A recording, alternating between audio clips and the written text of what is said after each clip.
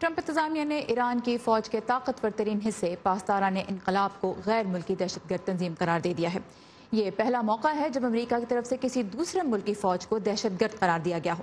1.25 لاکھ اہلکاروں پر مشتمل پاسداران انقلاب کو ایران میں 1979 کے انقلاب کے بعد قائم کیا گیا تھا۔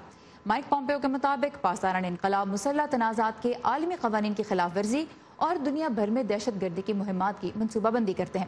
امریکہ دنیا بھر میں امریکی فوجی اہلکاروں کو نشانہ بنانے کا الزام بھی پاسداران انقلاب پر ہی عائد کرتا آیا ہے۔ ایران ان الزامات کی تردید کرتا ہے۔ ناقابل یقین طور پر ان ہلاکتوں پر ایران کو بین الاقوامی برادری کی جانب سے کسی قسم کی جواب دہی کا سامنا نہیں کرنا پڑا۔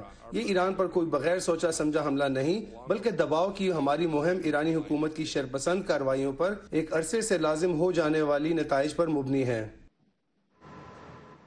اب اس امریکی اقدام کے جواب میں ایران نے مشرق وسطی میں کام کرنے والی امریکی فوج کی سینٹرل کمانڈ کو دہشت گرد تنظیم اور امریکی حکومت کو دہشت گردی کا اسپانسر قرار دے دیا ہے۔